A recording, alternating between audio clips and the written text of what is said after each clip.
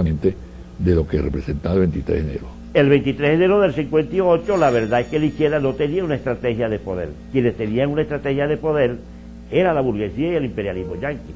Por eso nosotros salimos como jóvenes a asaltar a la seguridad nacional y no ir hacia Miraflores. En cambio, la burguesía sí fue a Miraflores, reordenó sus cosas y ya era demasiado tarde. Y luego eso plasmó en la elección de Rómulo Betancourt. Al ser electo presidente y tomar posesión, inmediatamente puso en marcha una política de exclusión, de segregación de las fuerzas de izquierda, dividió a su partido en varias oportunidades, acabó prácticamente con un partido popular como era Acción Democrática y fijó las líneas de esa política, que fue una política al servicio esencialmente de la relación con los Estados Unidos y con la oligarquía y los monopolios nacionales. Eso no podía ocurrir sin una creciente, aguda y brutal represión contra el pueblo. Rómulo Betancourt asumió la presidencia en febrero de 1959 y ya el 4 de agosto de ese mismo año, 4 trabajadores que estaban en una manifestación reclamando empleo, fueron vilmente asesinados por la policía de Caracas. Porque la gente lo olvida, la gente cree que simplemente nosotros nos enguerrillamos como una cuestión espontánea. Decidimos hacer guerrilla. No, Betancourt había aplicado una política de rebajar los sueldos y salarios de los trabajadores en 10%. Imagínate. Se creó lo que se llamó el plan de emergencia para, en cierta forma, paliar la cantidad de desempleados que habían fundamentalmente en el sector obrero. Pero cuando llega Rómulo Betancourt al gobierno, el plan de emergencia es eliminado y eso produjo una cantidad de protestas. El sector estudiantil, fundamentalmente el Partido Comunista y la Juventud Comunista, salió en solidaridad al sector obrero. Yo participé en la manifestación de la Concordia y vi los asaltos de las bandas armadas de Acción Democrática, donde murieron gente a mi lado, baleados por la policía. Simplemente una manifestación de desempleados. 4 de agosto de 1959, donde en la Plaza de la Concordia se conglomeró una serie de sectores obreros y estudiantiles, pero esa manifestación fue brutalmente reprimida. Además, Betancourt, aquello de atropellar a las manifestaciones en la calle, aquella virulencia de Betancourt contra nosotros, que las jóvenes y los jóvenes de aquel momento nos habíamos llenado de una ilusión con la caída de Pérez Jiménez. Habíamos tumbado la dictadura, entrábamos ahora en la democracia, era el momento de hablar, de gritar, de conocer, y Betancourt dijo: aquí plomo, ¿no? Y más nada. Betancourt declara en un caso donde dice que cuando a las manifestaciones disparar primero y averiguar después, o sea, no importa quién matara. Eso trajo como consecuencia que los estudiantes, de una forma, yo era estudiante, nos alzamos, empezamos a pelear en las ciudades, a pelear en el sentido de era burro contra tigre, era piedra contra disparo.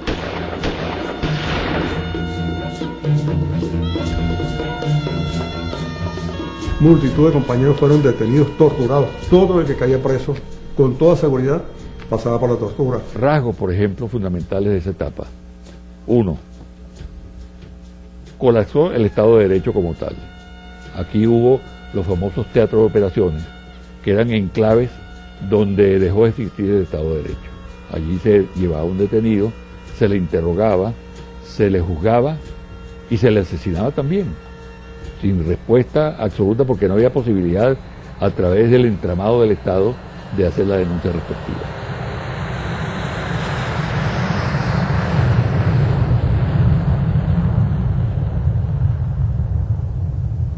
En el movimiento de Carúpano, que ocurrió un mes antes del porteñazo, encabezado por un hombre que es también de una extraordinaria calidad humana, como es el capitán de corbetas Jesús Teodoro Molina Villegas.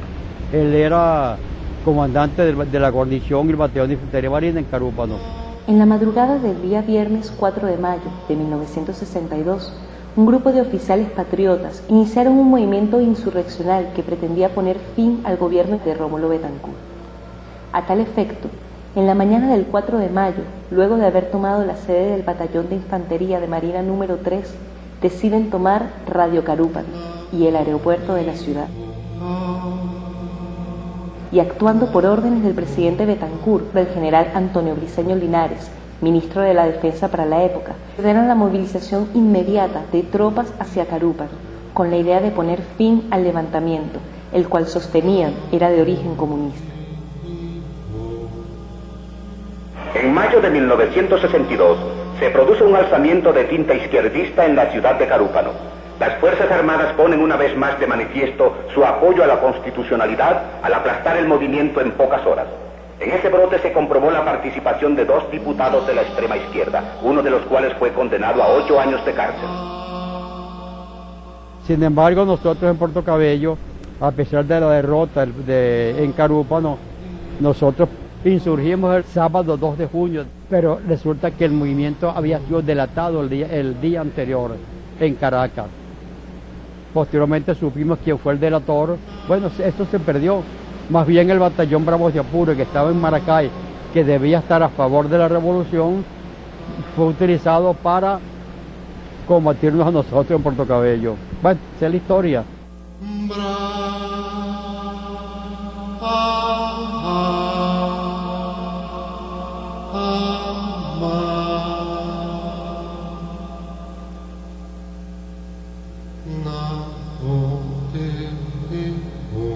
El 15 de octubre de 1962, el ministro de Relaciones Interiores introdujo ante la Corte Suprema de Justicia una solicitud de ilegalización de los partidos Movimiento de Izquierda Revolucionaria y Comunista Venezolano, en vista de su actitud insurreccional contra el orden democrático. El lema del gobierno betancurista era aislar y segregar a los comunistas. Así que para nosotros entendíamos que allí no había un camino pacífico que transitara. El Partido Comunista y el Movimiento de Izquierda Revolucionaria, surgido de la Primera División de Acción Democrática, alentados por el triunfo de la Revolución Cubana, fomentan una insurgencia creciente que culmina con la creación de varios frentes guerrilleros.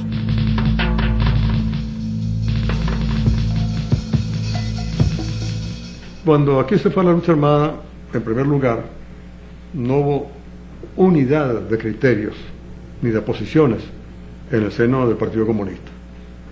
Hubo diversidad de posiciones, algunos incluso que se opusieron a ir a la lucha armada. Otros eran partidarios de la insurrección, otros se fueron más por el lado de la guerra de guerrillas. El caso es que no hubo una estrategia conscientemente elaborada y un plan estratégico que permitiera articular y explotar óptimamente las condiciones que se dieron. ¿Cómo vous voyez le chemin de la prise du pouvoir? Antes nosotros pensábamos, quizá, ilusionados con la cosa cubana, con el esquema cubano, el que podía venir de repente sin mayor preparación. En cambio, hoy vemos las cosas de una forma muy distinta. Tuvimos la experiencia del trabajo en el ejército con Carúpano y Puerto Cabello. Sin un trabajo serio en el ejército no se puede tomar el poder. Contra todo el ejército y contra buena parte de la opinión pública es imposible hacer una operación que tenga por lo menos posibilidad de mantener. Tenemos el campo de concentración de la Isla del Burro, donde pasaron más de 3.000 prisioneros políticos por allí. Allí contrataron a los mejores técnicos en campos de concentración, tanto de los Estados Unidos como de los viejos guardianes alemanes de los campos de concentración de triste recordatorio de la Segunda Guerra Mundial. Fue un campo de concentración concebido en los términos nazi. No había debido proceso, no había garantías procesales para los detenidos. Esto nos lleva a decir lo siguiente, una afirmación que yo ratifico constantemente, y es que ese clima se dio, y ese es el exabrupto, en el marco de una democracia representativa que era exportada al exterior como la verdadera democracia en América Latina. Es bueno señalar que la figura represiva de la desaparición surge en Venezuela, en los gobiernos de Betancourt y de Raúl Leoni.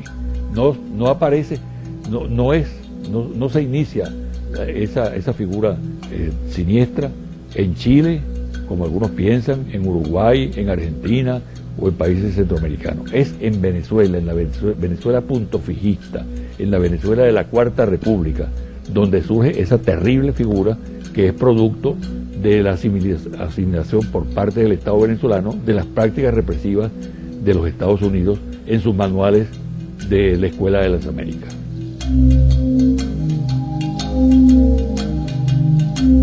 Hoy en día hay una serie de historiadores, de analistas, que tratan de reivindicar la figura de Rómulo Betancourt y lo presentan como padre de la democracia. Claro, fue el padre de la democracia represiva, de la democracia totalitaria, de la democracia de los campos de concentración, de la democracia de los partidos que asfixiaban a la sociedad, de la entrega al Fondo Monetario Internacional, de la política de vinculación extrema con los Estados Unidos, de sometimiento, de pérdida del sentido de la nacionalidad. En ese sentido, esa democracia realmente es producto de la concepción que tenía Rómulo Betancourt, que había que transar con los poderes fácticos y traicionar al pueblo para poderse mantener en el poder.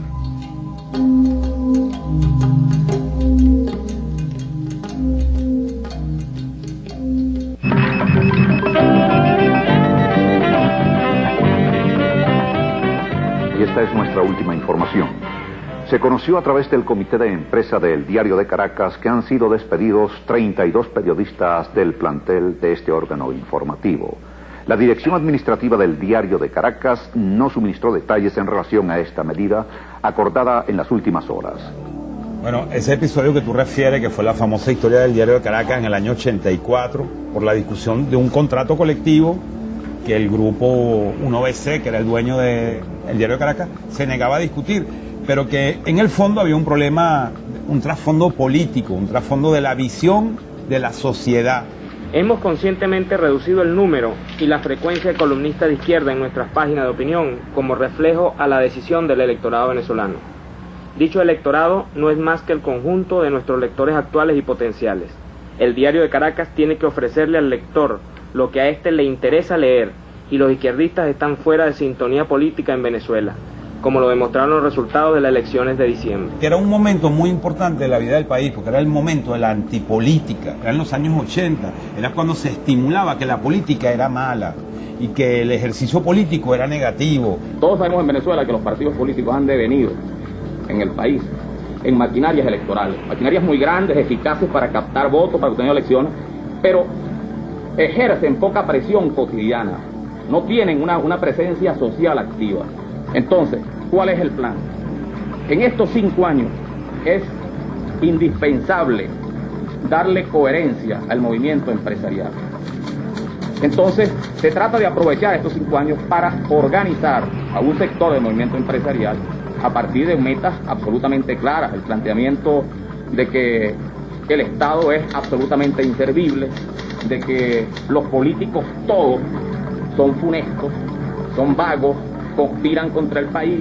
Y donde lo importante era suplantar a los partidos que gobernaban, y por eso nació aquella idea de el Estado omnipotente y la generación de relevo, ¿te acuerdas, no? La generación de relevo, que en este caso la representaban grupos económicos y Granier como una cabeza visible. Democracia a veces es crítica, yo por eso acepto tu crítica, me parece positiva y la tomaré muy en cuenta. Yo creo que es importante, yo creo que así se construye un país. Ese relevo se produjo, fíjate, aunque no necesariamente en la figura de Granier, pero el fracaso de los partidos políticos se produjo. Hubo todo un ataque a los partidos políticos desde el mundo, desde el cierto mundo antipolítico, que llevó a que fracasara el mundo de la política. Cuando el 4 de febrero, debo decir que yo fui una de las que reflexionó inmediatamente contra muchísima gente que le parecía un horror, pero yo llamé al doctor Caldera y le dije: doctor Caldera, yo quiero llamarlo para felicitarlo por su discurso. El senador vitalicio, doctor Rafael Caldera. En este momento debemos darle una respuesta al pueblo, y tengo la convicción de que no es la repetición de los mismos discursos que hace 30 años se pronunciaban cada vez que ocurría algún levantamiento, y que vemos desfilar por las cámaras de la televisión lo que responde a la inquietud, al sentimiento, a la preocupación popular. El país está esperando otro mensaje y yo quiero decirle desde esta tribuna con toda responsabilidad al señor presidente de la República que de él principalmente, aunque de todos también depende la responsabilidad de afrontar de inmediato las rectificaciones profundas que el país está reclamando. Ahí, en su intervención inicial, hay un enfoque que tú dices, no venía funcionando bien la democracia, se cometieron muchísimos errores y desde el punto de vista de la gerencia pública, y eso tiene una respuesta que no se le puede asignar a ningún partido político, que fue el 27 de febrero, donde ahí murieron 3.000 personas.